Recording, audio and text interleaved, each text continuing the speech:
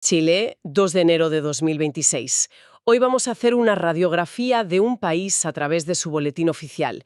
Veremos la maquinaria del Estado en acción, cómo gestiona recursos vitales como el agua y los minerales y cómo vigila sus fronteras hasta el último kilo de naranjas. Exploraremos el pulso económico con empresas que nacen con nombres que son pura poesía y, sobre todo, nos adentraremos en el corazón de los conflictos humanos que acaban en los tribunales: deudas, despidos y la lucha por la dignidad. Y al final descubriremos por qué este diario, que casi nadie lee, es a veces el último y desesperado recurso de la justicia. De acuerdo. Empecemos por lo más grande, por el esqueleto del sistema. Al abrir esto, lo primero que impresiona es la cantidad de burocracia en movimiento. Es el motor del país funcionando a pleno rendimiento. Y una parte enorme de ese motor es la gestión de los recursos naturales. Hay páginas y páginas de solicitudes para usar agua por todo el país. Y con un nivel de detalle que, vamos, roza lo obsesivo. No es un simple «quiero agua de este río». No. Encontramos peticiones en la provincia de Linares de exactamente 3.501 litros por segundo del río Maule. Qué precisión. O en la zona de Pirque, donde alguien solicita el 0,53% de las acciones de regadío del río Clarillo. Es de una precisión milimétrica. ¿Y por qué tanta precisión? Entiendo que el agua es escasa, pero esas cifras parecen sacadas de un laboratorio. Porque cada gota cuenta, y sobre todo cada gota puede ser motivo de conflicto. Esa precisión es la forma que tiene el Estado de prevenir futuras guerras por el agua. Claro. Cada solicitud viene geolocalizada con coordenadas UTM exactas, por ejemplo, norte 6.268.645 y este 360.039, usando el sistema WGS84. ¿Qué es el mismo que usa el GPS? Exacto. Básicamente, se está inscribiendo en un registro público un punto exacto en el planeta del que se puede extraer una cantidad exacta de un recurso. Es la única forma de regular un bien que es vital y cada vez más limitado. Es como un catastro del agua. Y lo mismo ocurre bajo tierra, ¿no? Porque la lista de peticiones mineras es interminable y con unos nombres espectaculares. Escorpión Negro 1, El Árbol 14, Don Iván 25A. Suena a películas del oeste. Vemos a gigantes como la Sociedad Química y Minera de Chile en la lista. Es exactamente el mismo principio: convertir un potencial geológico en un derecho de explotación legal. Es el pistoletazo de salida para una parte fundamental de la economía del país. Al publicar esa petición en el diario, la empresa está diciendo: he llegado primero a este trozo de tierra y reclamo lo que hay debajo. Es el escenario donde se formaliza la carrera por la riqueza del subsuelo. O sea, el Estado no solo da permisos, sino que también actúa como árbitro y registrador de esa carrera. Pero claro, también controla y sanciona. Y aquí es donde las cosas se vuelven fascinantemente mundanas. Me he encontrado con un caso en un control fronterizo en Colchane, en el norte. Un hombre, Roberto Carlos González Cuestas, fue multado con 3 UTM, A ver, que, para que nos hagamos una idea, son unos 180 euros. ya, es una multa considerable. ¿Y por qué fue? Por no declarar en su equipaje 700 gramos de judías verdes, lo que allí llaman porotos verdes, 1,5 kilos de zanahorias y 2 kilos de naranjas. A primera vista suena a una multa desproporcionada por traer la compra del otro lado de la frontera. Bueno, puede parecerlo, pero es que esas naranjas podrían ser una bomba biológica. Este tipo de sanción ilustra un principio clave: la protección fitosanitaria. Ah, claro. Una simple pieza de fruta puede introducir una plaga, como la mosca de la fruta, que podría devastar cosechas enteras y costar miles de millones a la agricultura del país. De hecho, en la propia resolución de la multa se justifica por el riesgo fitosanitario. Entiendo la lógica, pero aún así, es un recordatorio de que el Estado está en todas partes, hasta en tu maleta. Y como atenuante, la resolución dice que el hombre no tenía infracciones previas, es decir, se valora su historial de buen comportamiento fronterizo. Exacto. Cada una de estas pequeñas multas es la primera línea de defensa de un sistema de bioseguridad a escala nacional. Y no solo con las plantas. Ocurre lo mismo con los animales. Sí, he visto otro caso. Ana Gabriela Monsalve Gutiérrez, sancionada por entrar al país por un paso no habilitado con un perro sin la documentación sanitaria necesaria. Mismo principio. Se intenta evitar la entrada de enfermedades como la rabia u otras zoonosis. Lo que vemos en estas páginas son las consecuencias individuales de una política de protección masiva. Son la punta del iceberg de un esfuerzo constante por mantener las fronteras biológicas del país seguras, algo que la mayoría de ciudadanos da por sentado. Es fascinante ver al Estado como esta gran máquina que gestiona recursos y fronteras, pero al final todas estas reglas impactan a personas de carne y hueso, a emprendedores que intentan abrirse camino. Y en el diario encontramos también ese pulso, ¿verdad? El pulso de la calle. Totalmente. Si pasamos de la administración a la economía, vemos un hervidero de actividad. Hay una sección enorme dedicada a la creación de nuevas empresas, y es un verdadero termómetro social. La creatividad en los nombres es increíble. Madre mía. Otra es Abuelink Spa, que me sugiere algo tecnológico para la tercera edad. Y luego están las solicitudes de marcas, que son aún mejores. Abogato, con G, Abogato. Es genial. O mi ex mejor amigo imaginario. Buenísimo. Cada uno de estos nombres es una microhistoria económica y social. Abuelink nos habla del envejecimiento de la población y de un nicho de mercado en la llamada Silver Economy. Claro. Tu matrica Decoración de Matrimonios te habla del sector de las bodas.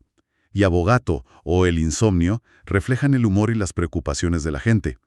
Es el emprendimiento a pie de calle buscando formalizarse, proteger una idea y empezar a facturar. Pero, claro, donde hay actividad económica, hay conflicto. Y la sección judicial del diario es un reflejo durísimo de ello, sobre todo en el ámbito laboral. Un tema que se repite hasta la saciedad es el impago de las cotizaciones a la seguridad social. Es un problema endémico. He visto un caso de un trabajador que reclama a su empresa las cotizaciones de la AFP, que es el sistema de pensiones privado chileno, Sí. de FONASA, su seguro público de salud, y del AFC, el seguro de desempleo. Le deben todo desde febrero hasta agosto de 2025. Y esto legalmente tiene unas consecuencias muy serias para el empresario, ¿no? Muy serias. En la legislación laboral chilena existe una figura muy protectora. Si un empleador despide a un trabajador sin tener sus cotizaciones al día, ese despido se considera nulo. Nulo. Esto no significa que el trabajador tiene que volver, sino que, a efectos legales, el contrato sigue vigente y el empresario debe seguir pagando el sueldo y las cotizaciones hasta que salde la deuda completa. Es una herramienta legal muy potente para presionar al empleador moroso. Una herramienta potente, pero me imagino que tener que llegar a activarla judicialmente debe ser un calvario para el trabajador. Y algunas de las historias que se leen son de una crudeza. Hay un demandante que relata su despido. Fue puramente verbal. Cuenta cómo su jefe le gritó que era un soplón y desleal por haber hablado con recursos humanos. ¡Qué barbaridad! Y que no lo quería ver más. Es terrible. Expone la realidad más brutal del abuso de poder. Pero no acaba ahí. El trabajador relata que, después de los gritos, su jefe trajo a 2 personas más para intimidarle y obligarle a irse de la oficina en ese mismo instante. Sin carta de despido, sin finiquito, sin nada. Solo la humillación y la amenaza. Este tipo de relato hiela la sangre. Y legalmente es una vulneración flagrante de los derechos más básicos. La ley, concretamente el artículo 162 del Código del Trabajo chileno, exige que el despido se comunique por escrito, explicando la causa. Claro, la carta. La ausencia de esa carta ya es motivo para que el despido sea declarado improcedente o injustificado. Pero lo que es más difícil de reparar es el daño moral. ¿Cómo cuantifica un juez la humillación de ser expulsado de tu trabajo de esa manera? El diario se convierte en el archivo público de estas injusticias que buscan a duras penas una reparación. Y los conflictos no son solo por despidos, también por las secuelas que deja el propio trabajo.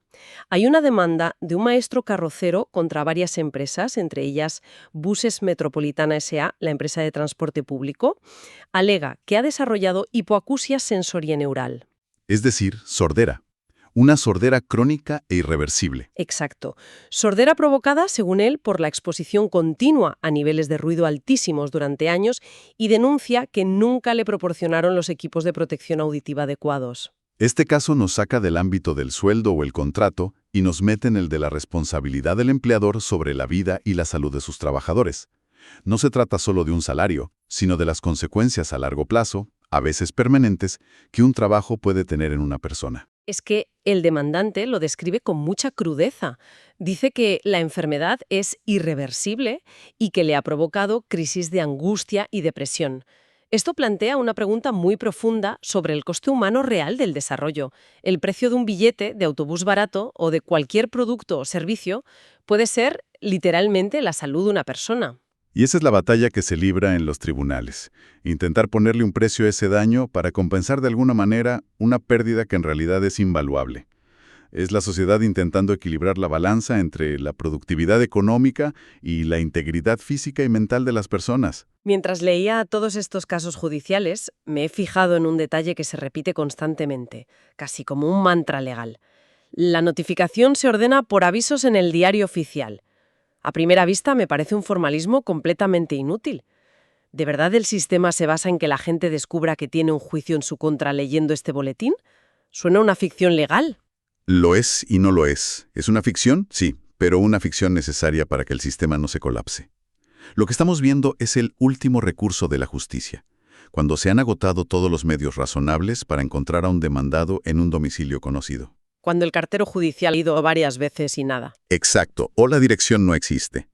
La ley permite que se le notifique a través de una publicación aquí. O sea que una empresa llamada Hike Security y CIA LTDA, que está demandada, o un particular Rodrigo Alejandro Barrera Arancibia, a quien Scotiabank le reclama una deuda millonaria, Sí, se enteran legalmente de que tienen un juicio en su contra porque su nombre ha salido impreso en estas páginas. legalmente, sí.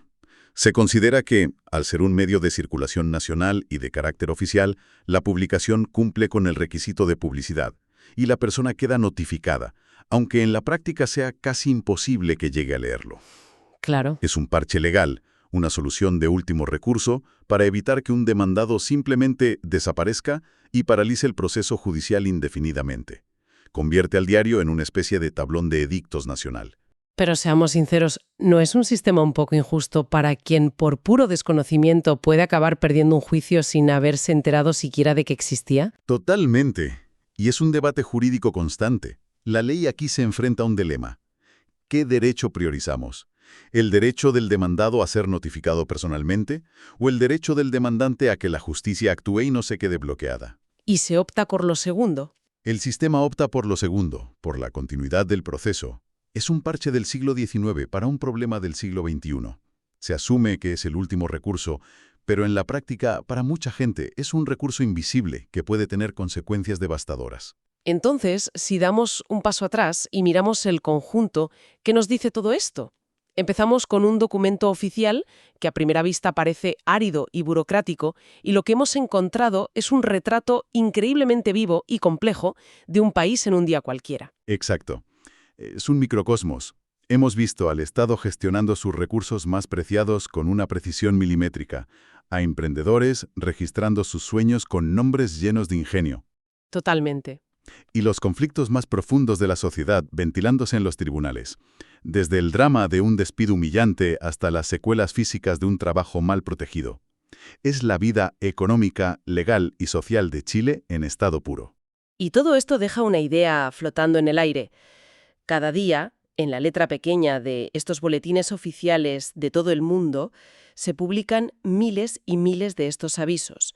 Una concesión minera, una nueva empresa, una demanda judicial. La mayoría pasarán desapercibidos. Pero, ¿cuántos de ellos son el germen de una historia que cambiará para siempre la vida de una persona, el destino de una empresa o incluso el futuro de una comunidad entera? ¿Qué relatos cruciales se están escribiendo hoy, en silencio, en estas páginas que casi nadie lee?